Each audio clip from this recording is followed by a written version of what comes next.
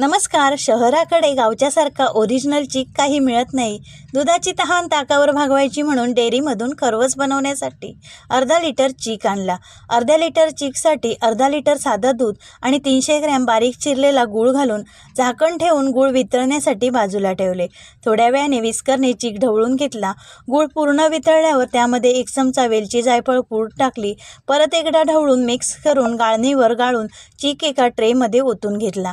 एका कढईमध्ये पाणी उकळल्यावर त्यामध्ये ट्रे ठेवला.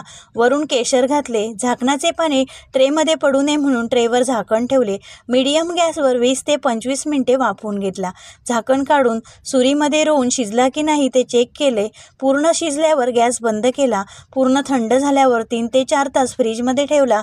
4 तासांमध्ये फ्रीजमधून काढून त्याच्या वड्या पाडून घेतल्या. मस्त मलाईदार गुळाचा खरवस तयार.